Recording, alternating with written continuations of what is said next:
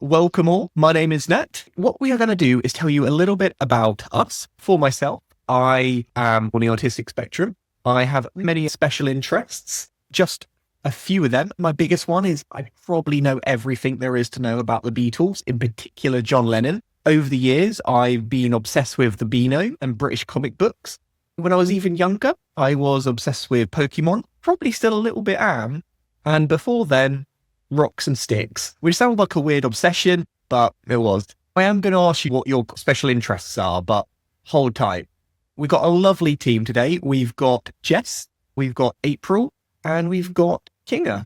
How many people here have autism as a special interest? Do you know what, Sarah? That is a really interesting one. It's definitely one of my special interests.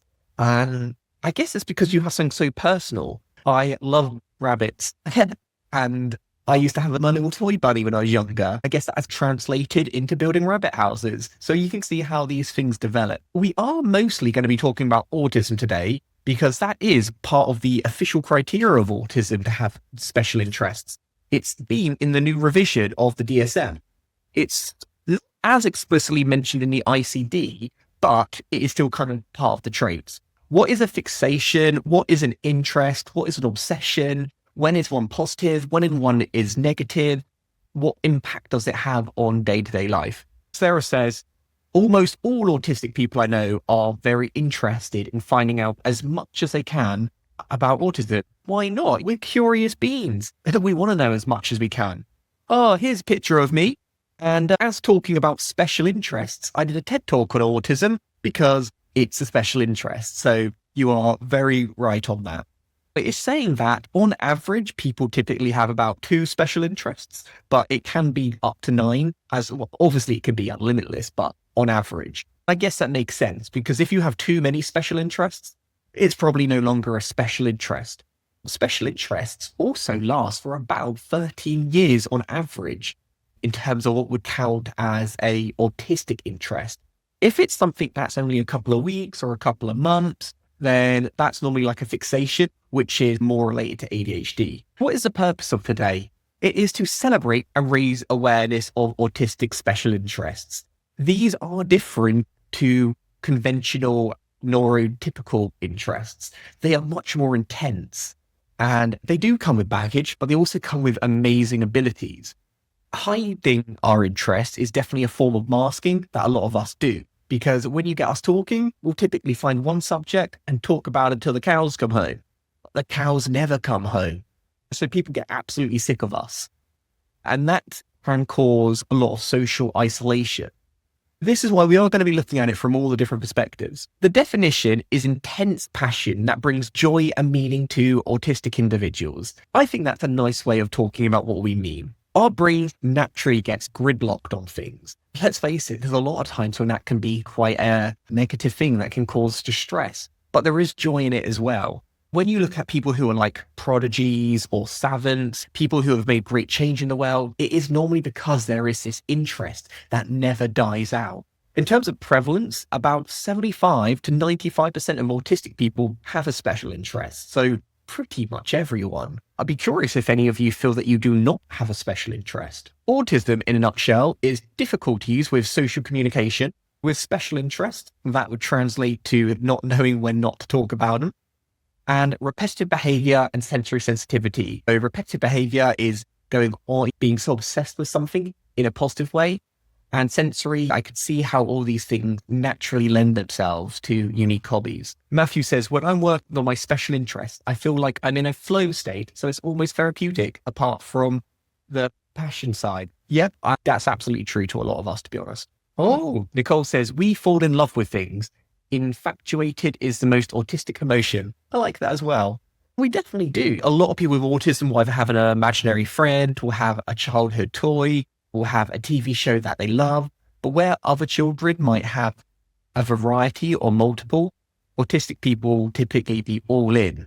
They'll be like, all my money on red. It either pays off or it doesn't. We are definitely the type of individuals who put all our eggs in one basket, opposed to spreading them around. Nicole says, this is why even a neurotypical who has a crush in someone almost acts autistic. We autistic people just get more autistic when we fall in love. Do you know what? I do like watching Love on the Spectrum. It's a very heartwarming show, and I think they've done it very nicely. But yeah, the passion is so beautiful. I've got a lot of information today from Simple Psychology, so I just wanted to acknowledge and shout out to them. They do some really great articles on how to understand complex areas in nice bite-sized chunks. So do check them out if you want a little bit more information after this. What are autistic special interests really? As we said, they are intense, just like love. They are enduring passions, just like love. And they are common among autistic individuals, I guess, just like love. It is when you have a bond for something that may be not alive, maybe not real, but it's something that you really relate to. They're often really niche subjects. For instance, saying you like cats. Let's face it, most people like cats. Maybe that's not. But if you go overboard and you have 20 cats and you go to cat festivals, cat pajamas, cat pencils, maybe you are starting to get a little bit focused on the cats. Other things is maybe you listen to one artist and one artist only. For instance, I will listen to John Lennon every single day and I never get bored, ever. Sometimes I'll even listen to the same song again and again. Do any of you have any artists like that? Other things is that maybe there's movies you'll watch. I'm trying to think. I've watched horror movies, Nightmare on Elm Street, Friday the 13th, Halloween. I've watched them so many times. Again, I just never get bored of them. What other things? Maybe you have a type of hoodie or clothing. I've been wearing my shoes for 5 odd years. They hurt my feet now. My feet are sore, really sore. But I love my shoes and I will not stop wearing them because you grow this kind of attachment to them. Maybe special interest isn't the correct word in this instance, but maybe you have an affinity for certain types of food. Very plain. When you get pushed out of your comfort zone, you're like, no, thank you. While it's not exactly a passion that I only like eating white bread, you can see how it's very similar in how they relate. Okay, and he says, the band Queen and the movie Jurassic Park. I can completely respect that. I have 3 pairs of the same boots. Oh, nice, Paul. You know what? I should probably do the same because I've been to the shoe shop and they cannot repair them anymore. They are truly dead now. They got massive holes in it and my feet get so soggy each day. But you like what you like. Taylor Swift is about 100%. Same TV shows like The Office. Yeah, I love The Office. I have rewatched it numerous times. I'd say The Office, Superstore, Peep Show, In-Betweeners, Friends. Never ever get bored. April loves Steps, Spice Girl, ABBA. Same book over and over. Cool, Matthew, what books? I love Steinbeck. I've read most of his books multiple times and I don't get bored. Pet Shop Boys, nice. Pet Sounds. Same song. Okay. Star Trek. Also, it's nice that we're all on the same page on this. Is there any research on autism and imaginary friends? Very good question. None that I am aware of, but I'll be honest with you, I haven't searched for it. However, I would not be surprised at all. I personally had multiple imaginary friends. I had one called Mr. Mole, and Mr. Mole lived under my swing because every time I swapped, I heard what I considered a mole. Actually, it was the fact that I was swinging too high and the swing was coming out the ground, which was probably quite dangerous. But every time I hear that kind of creaking sound, I was like, oh, Mr. Mole's here.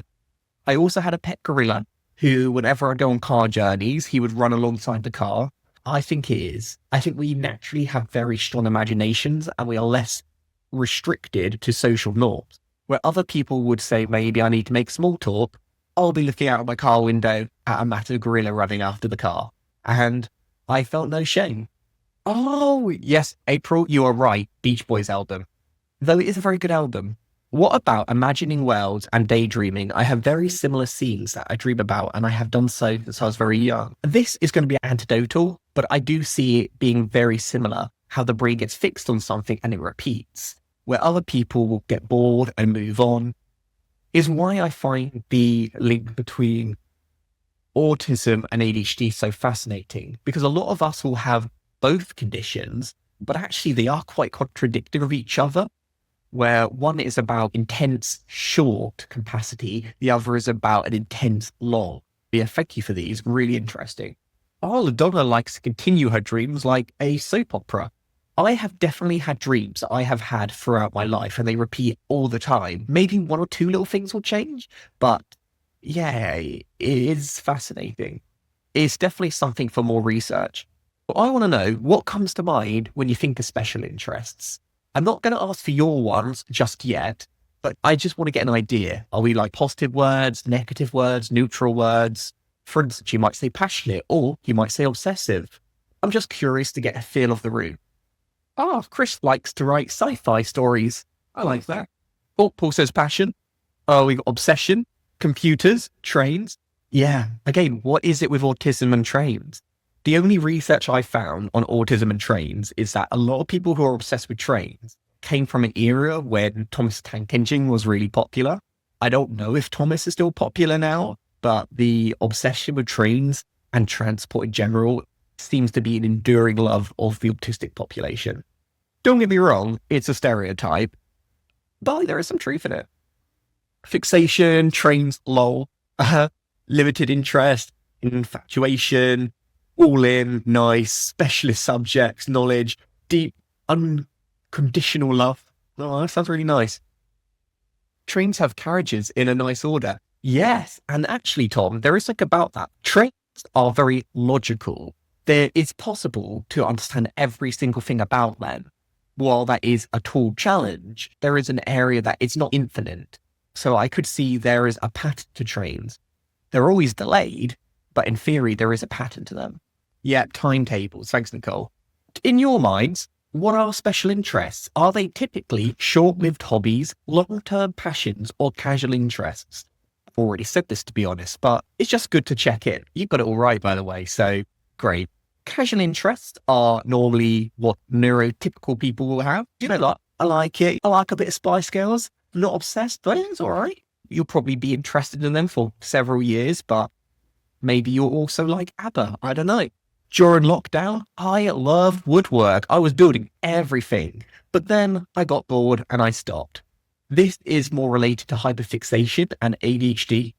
Long-term passions is absolutely autism and special interests.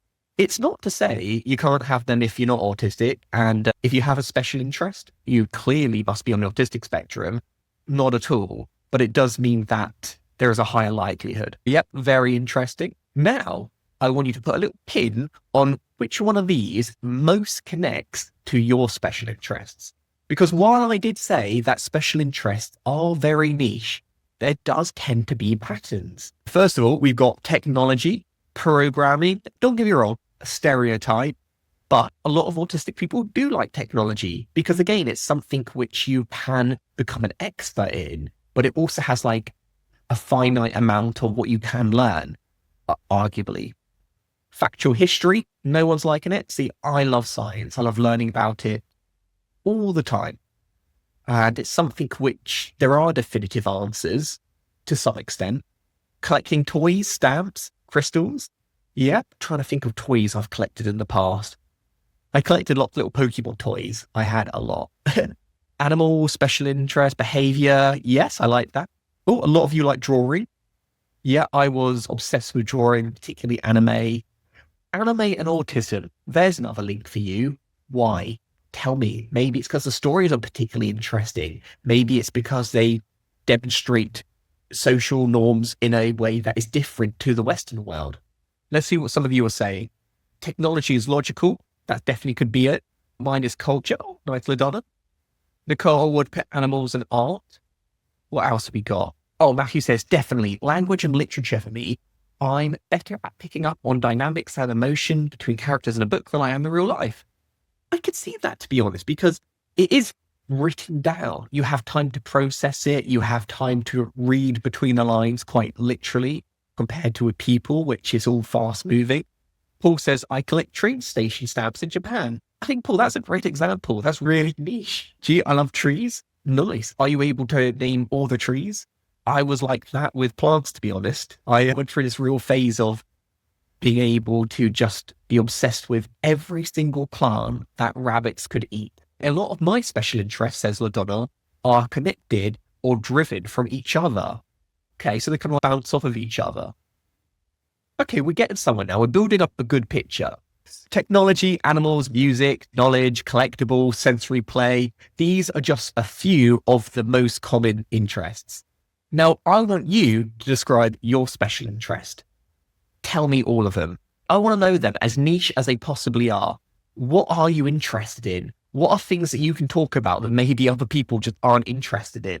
Is there anything that you have spent multiple years obsessing over, or you think about before you go to bed and you think about when you wake up from bed?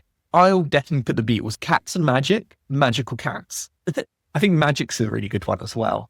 I think maybe cats are quite a good one for those with autism because they are aloof. They love you when they love you, but then when they're fed up with you, they walk off. They don't care about your feelings.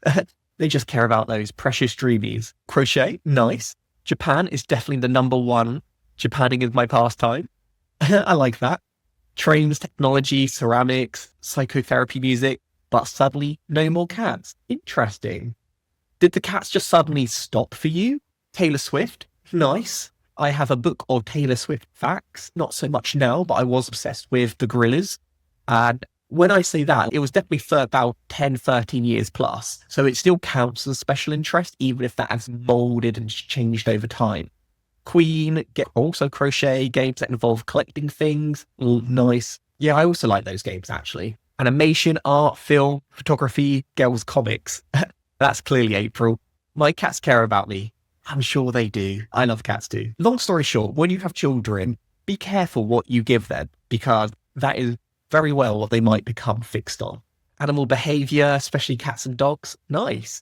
It's not related to cats and dogs. They have developed an AI which apparently can talk to dolphins now. I can't wait until I get to hear my cat say, I just want more food. I travel a lot. I over prepare. I read about destinations and visits, nice. Translating medieval Chinese literature into English, that I do love. Super exact. Translating a dead language, but also making it accessible to a different culture at a massive remove geologically and chronologically. That's a really good one. Apocalyptic films. My mum's obsessed with apocalyptic films. Anything with zombies, dead, end of the world, which can't get enough of. I would say she's autistic, to be honest. Religion, especially Christianity and Judaism. You know what? That's also a really classic one because it's something that you can learn a lot about. And yeah, anything that I suppose you can become a real expert in. Last year, I challenged myself to read the Old Testament. It was a lot, to be honest, but absolutely fascinating. And I loved connecting it between our understanding of the old world and how that's translated to our current scientific knowledge. Interest in telepathy, that word, data science, art and music. Okay, wow, we have a lot of interests here. I will say probably my favorite one has to go to translating medieval Chinese, because that is the perfect example of an autistic special interest. Something which is so obscure that only someone who is completely involved in it would be able to do it long term. Now let's have a little look at some gender differences. Research shows that autistic girls often focus on what? You might be like, Nat, yeah, this sounds like you're getting a bit sexist or generalizing. Don't shoot the messenger. I'm just looking at the data. But they do find that, yep, rightly, girls are more likely to have interests on animal, fictional characters, and celebrities. Boys and their toys, girls and their animals. And I do think it comes down to gender norms. I always loved animals growing up. I remember I had little animal hospital toys and my whole family, apart from me, is female, basically. I don't have any male influences. It's quite natural that these kind of toxic masculinity traits that we pick up over a lifetime, I didn't really pick up. I do think that this isn't to do with necessarily being autistic and a female, but it does have to do with how we're brought up and also masking. For example, Temple Grandin loves technology and animal behavior. Okay, let's see. The research could be based on diagnosed girls, and we know diagnosing girls and women was impossible in the past, and it is still a struggle. Do you know what, Kinga? I thought you'd inject on that one because of your passion and interest. Yeah, it's interesting to know. Also, on this little diagram, it shows you why to be autistic, it's better to be male because it is easier. The threshold to get a diagnosis is a lot sooner than if you were a girl. The reason is because we associate autism with classical male traits. If a boy is obsessed with little trains, maybe he's autistic. If a girl is obsessed with animals or celebrities, well, that's actually not that weird. That's not that kind of atypical. Actually, maybe there's nothing going on here. I think it's about what we associate to be abnormal and what we associate to be normal very much influences whether or not it is a trait we associate with autism. As we said, boys typically tech, maths, mechanics, girls, animal, fictional characters, celebrities, collecting. But I would say this is much more to do with societal norms and gender expectations than it is for any other reason. Quite often, autism does get misdiagnosed. So, for instance, autistic traits are masking, shutting down, anxiety, social thinking, sensory, and the ones in green are more common in males. As such, they easily get diagnosed as autism. Whereas the ones that are pinky green, they are more common in girls than they are boys. While they are absolutely traits of autism, they are also traits of things that are not autism, such as ADHD and stress. The likelihood of getting autism as a diagnosis is suddenly slashed in half. Again, it isn't surprising that we have more males than females diagnosed. We're just looking in the wrong areas. Girls can be better at masking too. Absolutely, Andrew. Girls are trained from a very early age to mask. We also know that they develop faster than their boy counterparts. When you are comparing boys and girls in terms of developmental stages, girls always look like they're doing better. We aren't taking genetics into consideration. We are comparing apples and oranges in some instances. All right, let's see this one. How strongly do you benefit from your interests? I want to know, is your special interest a net positive or a net negative? Does it bring you joy? Either side, less or not much joy. Collecting rocks, it's okay. Or do you get a lot of joy? I love researching about Japan. You tell me. It's a bit off topic, but what's the difference between autistic shutdown and autistic meltdowns? Good question. I researched that myself the other day as it happens. They are honestly the same. I don't think there's any difference. I think it's just terminology. Because I didn't really like the word shutdown, but then apparently it was less polarizing. I guess it sounds less dramatic or negative. I think that's the reason. Just says, often autistic girls develop a special interest in social thinking in order to improve their masks. Yeah, I think that's a really observational point. All right, let's see what we got. A lot of you get a lot of joy out of it, which I'm not surprising. I love my joys. I will say though, sometimes it can be isolating. Like when no one wants to talk to me about a particular subject or they're really fed up about it. Stress relief, I would say, yep. For me, that's probably 10 out of 10. It's my safe place. Whenever I want to de-stress, I'll find a video of the Beatles and it will be like some really obscure interview of them talking, or I'll find some nerds on the internet who's doing a big debate about something that's not important. That will just calm me right down. Social connections. Interesting. I think a lot of us would see it as quite a isolating interest. Maybe we might go to things like Comic-Con, but more often than not, it's something you're happy to do on your own, which aligns with the autism kind of stereotype of preferring your own space. Skills growth. Do you benefit from your interest? I suppose that depends what the interest is. Oh, and he says, I also like isolation at times. And there's nothing wrong with that at all. Oh, Nicole says, I discovered Karens hate it when you have a crush on her boss because humans are like wolves and Karens are beaters and bosses are alphas. I'm not going to touch that, Nicole, but I do like watching videos of Karens on YouTube. Some interests are joy and comfort. We know autistic people stim in order to regulate themselves, and it can be a form of showing enjoyment as well as distress. I think special interests also mirror that one-to-one. When we are happy, we talk about it. When we are sad, we use it as comfort. Social connections. While we can often struggle to develop close bonds with people, having something which really connects us does. Recently, I went to the IMAX in Waterloo and I saw One-to-One, a brand new Beatles documentary. Do you know what? I felt like I was with my people. I was talking about it nonstop and they were talking about it nonstop. And there was this kind of like mutual respect. And it's something which when I go to the pub with the lads and they're talking about footy, I am not interested in the slightest. And it does make social connections more difficult. Deep learning and expertise. Yep, we tend to be absolute expert in what we tend to go all in on. Predictability for anxiety release. This goes back to our train theory about why we like things like trains. Predictability, analytics, numbers is comfort, and comfort can make us feel relaxed. Maybe a potential career path. Paul says softer language around autism, like it's a superpower or it's shutdown or meltdown, makes NT feel better. Yeah, I agree, Paul. And you know what? Maybe I will change it from shutdown to meltdown. I think I'm not fixed on either of those terms, but I agree with a superpower one, definitely. Andrew says, both of my children get a huge amount of joy and therapy from their special interests. My son is so much happier after a session painting his Warhammer figures. Good on you. If it brings joy, why not? Oh, this is a new bit of interaction we don't normally do. What I want you to do is place the 4 dots on this graph.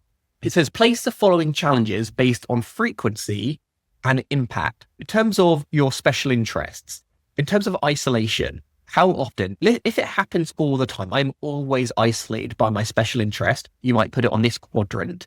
If it happens quite severely, you might put it at the top.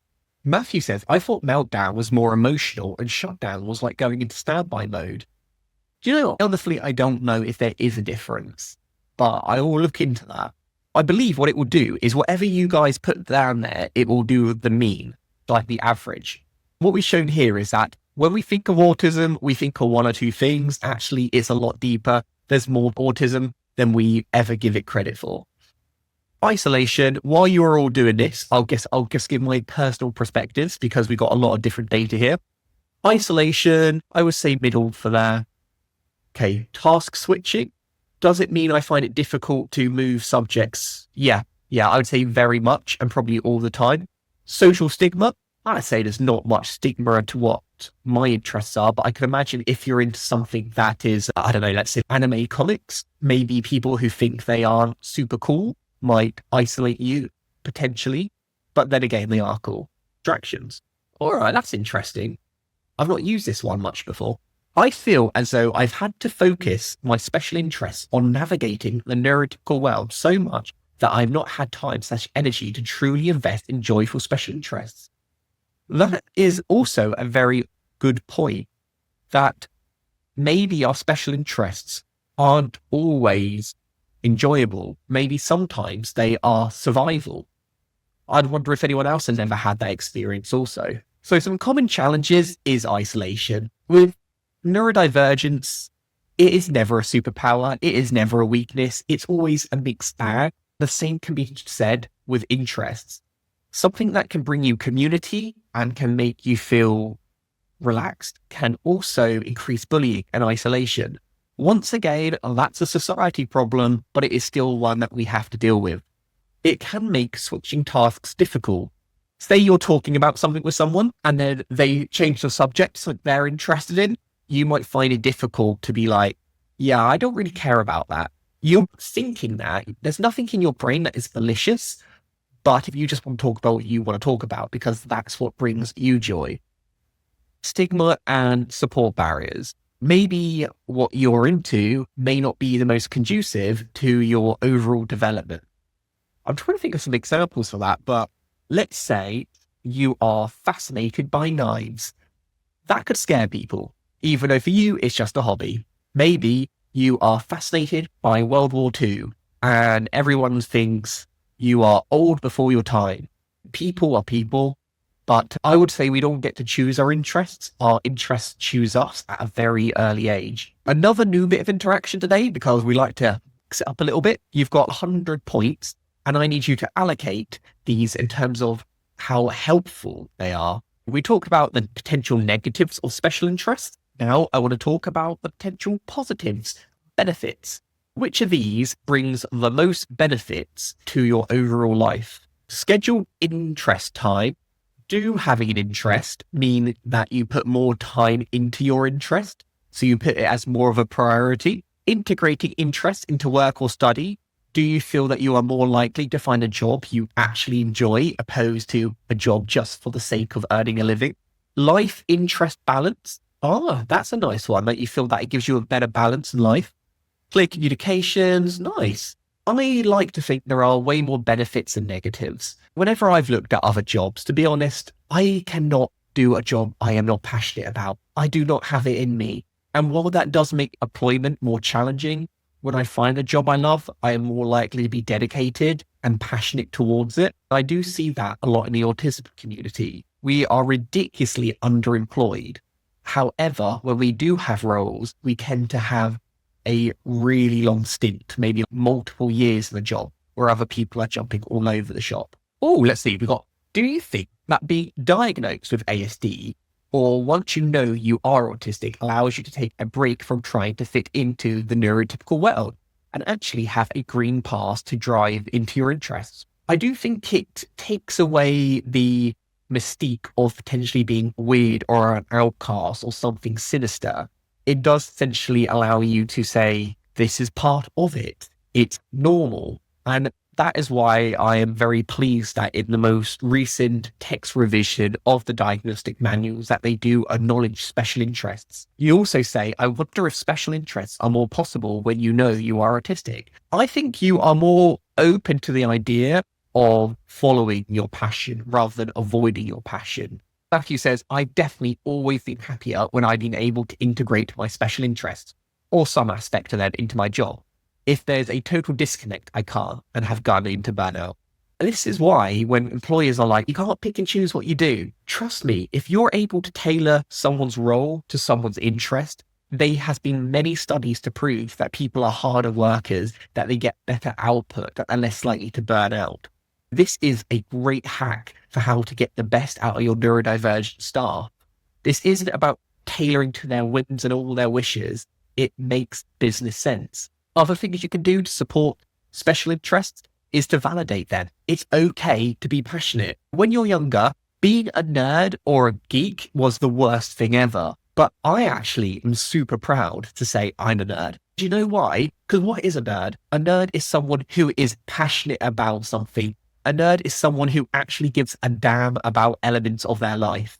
People who do not have interests, I think, are sad, to be honest. To not be able to follow what you truly enjoy seems like one of the worst things that you could ever do in life. I think, yeah, validate. What you love is amazing and be proud to be passionate. Make sure that you have time for your interest. It can be a great mood regulator and it can really reduce anxiety. It also can help you have that good balance between life.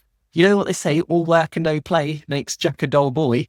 If you find something you're interested in, it can be a great conversation starter when you're not really sure how to pick up these awkward exchanges in life. As I did mention at the start, there is a difference between special interest and hyper-fixation. Now that we know the difference, which category would you put yourself into? Do you typically have interests that you have for a prolonged time? We're talking a decade plus.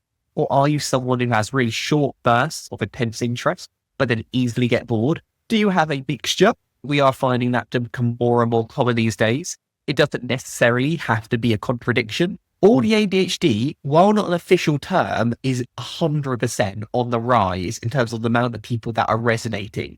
Because previously, you couldn't have autism and ADHD at the same time. It just wasn't possible.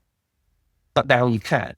More people are resonating with that. We do not fit neatly into boxes. Just to really hit home the fact, special interests is long-term and potentially lifelong. It is stable. It's a very deep interest, and it often brings comfort and identity. Whereas hyperfixation is short term. It could be a couple of weeks. It could be months, not that long at all in the grand scheme of things. It is novelty driven. But when that novelty wears out, you move on. It can disrupt daily life because you're not completely all in on something. So remember, you can have both and it doesn't have to be a contradiction, but I would say one is more affiliated with ADHD or one is more affiliated with autism, though of course it's never ever an exact rule. My final thoughts is special interests can absolutely enrich autistic identities. It is something that we should be proud of. It can enhance well-being, it can support learning, it can strengthen social bonds, and it can even promote careers for life. There are definitely benefits of having interests, but there are also challenges. And I think it's okay to set yourself limits. For instance, sometimes I'll stay up to 4 a.m, go down a deep dive on understanding rabbit social behavior or John Lennon's Lost Weekend in hyper detail. And that can be negative. You've got to find that nice balance.